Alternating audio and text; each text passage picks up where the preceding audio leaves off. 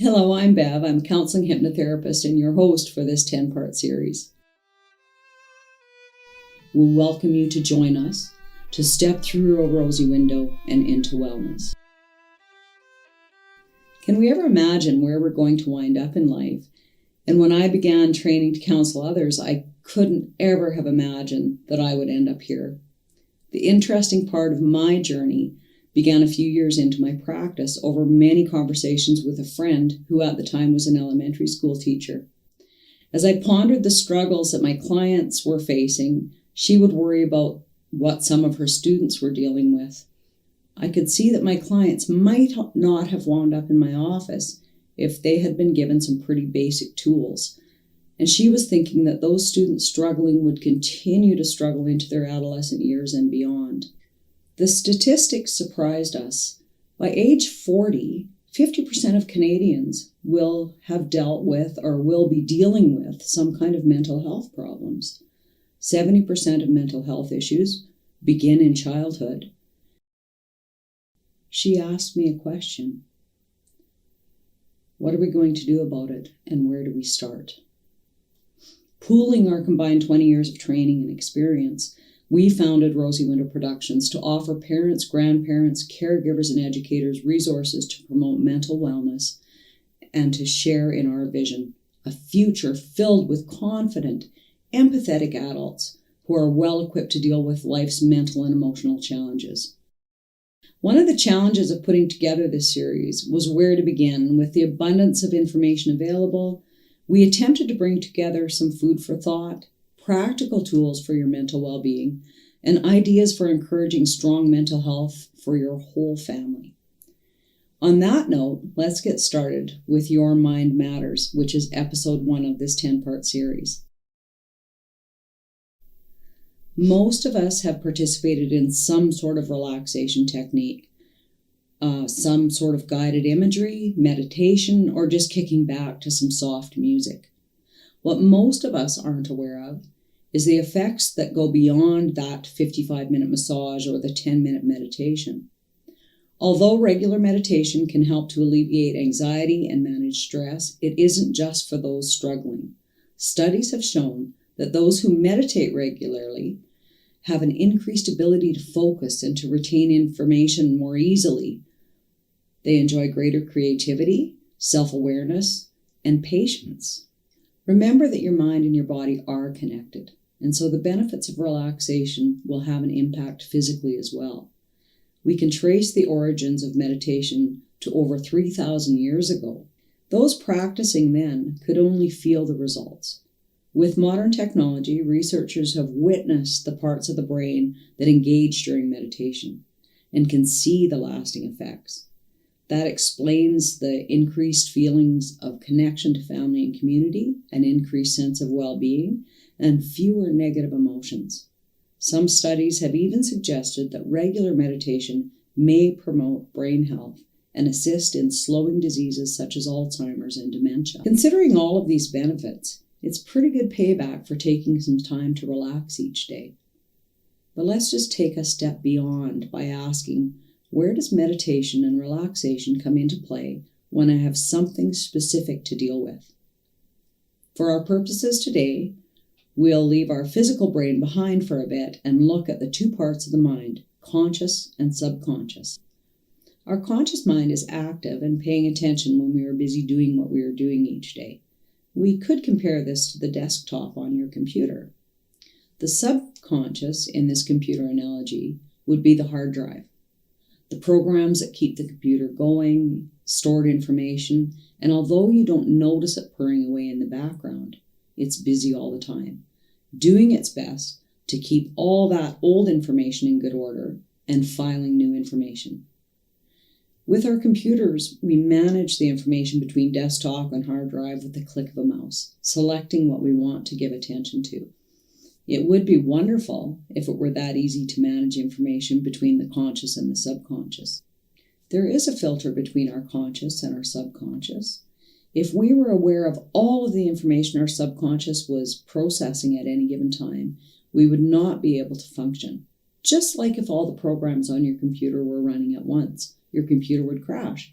So the filter brings our attention to what our subconscious feels is important to us. Basic examples of this is that your subconscious knows the temperature of your little toe on your left foot. But were you thinking of that at this moment? If that toe suddenly got hot or too cold, your conscious attention would be drawn to it. This is instinctual, basic preservation, and your subconscious is very good at kicking in all that it needs to keep you safe. On a more conscious level, every experience or thought is like clicking on an icon and putting your subconscious to work. It is on your side, and it is your strongest ally. It will find anything it can to assist you in what you are doing. If you see someone on the street, it will whiz through millions of bits of information to let you know if you know that person, where you have met, and your impression of them. If you have a goal in mind, your subconscious will begin noticing opportunities that will help you reach that goal. Let's say you're out and about and your subconscious has let you know that you're dehydrated. Being thirsty comes into your conscious awareness. Next, your subconscious is going to begin noticing coffee shops and convenience stores so that you can reach the goal of quenching your thirst. So cool. The subconscious is so efficient remembering everything from the time you were born. The not so good part is that with very little reinforcement, it believes everything to be true. If you have a stored file on your computer and later found that it was false, you would simply delete it or not reference it again. Unfortunately, it's not so simple with your mind. Your logical conscious mind, with its critical thinking capability, will know that the information is false or that the belief just doesn't benefit you anymore. But it is challenging to convince the subconscious to let it go or to change perception of the experience or memory. As I said, the subconscious will assist you in whatever you are focused on and will move you into the direction of your focus. It is your ally and will do its very best to confirm any beliefs you have. Let's say that you aren't really happy about your current living situation. You can leave your home with a thought of wanting to live in a different neighborhood. Now the mouse has been clicked on not wanting to be in this part of town. So your subconscious will point out all the negative aspects as you walk down the street. And it will even fill in with some commentary.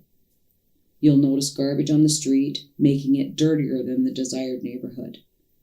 You'll notice a fence that needs repair, coming to the conclusion that it is more run down than other places, and so on and so on. By the time you've finished your walk, you have reconfirmed your belief, and you are more negative than ever about where you live. Your subconscious has again helped you reach your goal. It is challenging to change what our subconscious believes to be true. It seems as though our mind has a mind of its own, but the good news is it is your mind, both conscious and subconscious. By noticing your thoughts and understanding where they have originated and where they might be leading, you can visualize that mouse and click on what you would like to focus on. It can be challenging to overcome the automatic thought patterns of our conscious and our subconscious. And that's why we chose meditation to start this series with. You've learned the science. When our bodies relax, our brainwaves slow down. Now the theory behind that, hypnosis, meditation, and the power that they have, is that when our brainwaves have slowed down, we have a more direct line to our subconscious. Having that direct line to our subconscious makes it easier to shift negative habitual thinking, dispel limiting beliefs, and reconceptualize memories. We can encourage positive thought patterns and implement healthy habits way more easily. It is never too early or too late to begin a meditation practice. There are many types of meditation available, from a traditional transcendental practice to a walking meditation. Find one that is right for you. We believe in the power of meditation and encourage everyone to begin early. You may find that a personal practice for each member of your family is more effective, or it might be an opportunity to bring your family together. Family members could each jot down a favorite holiday or person, a favorite place, on a slip of paper. Or you may even wish to use photos. Draw one out of a bowl and use that for visualizing peace, joy, and happiness while soft music plays. Find some online guided meditation recordings and resources to tuck into bed with. Look for age-specific and topics that resonate with you and your children. Remember, meditation is not just for adults or children who are having mental health issues. An ounce of prevention is worth a pound of cure. Along with all of the benefits we discussed earlier, it can be a very powerful resource in building children up so they can face whatever life throws at them. In choosing topics for the children in your life, you may even ponder some of the things that you dealt with when you were growing up: confidence, self-esteem, body image. Remember to start small. Meditation is like anything else. We may not be good at it right off the hop, but start with a few minutes each day and expand that time if you can. We are creatures of habit, and that is true with our thoughts as well. Be gentle. Learn to relax. It may take some time for your mind to get used to the idea of resting. No matter where we are in our lives, there is always hope. That hope may change with circumstance. Sometimes we can dream big, and other times the reason we get out of bed in the morning is simply for that hope of a new day. The purpose for both of the businesses that I'm involved in depends on my belief that every person has the ability to change, and that each of us holds the key to our own successful, happy lives. We hope that in today's episode, you found some food for thought, some reminders of some information that you've heard in the past, and the inspiration to lead your children into their most powerful, best lives. At the end of each episode in this 10-part series, we will be implementing some of the things that we've talked about in the form of guided meditation. Before we begin today's guided meditation, I would like to leave you with this quote from the Dalai Lama. This is another reason why we feel that meditation should be a habit born in childhood and as regular as brushing one's teeth. If every 8-year-old in the world is taught meditation, we will eliminate violence from the world within one generation.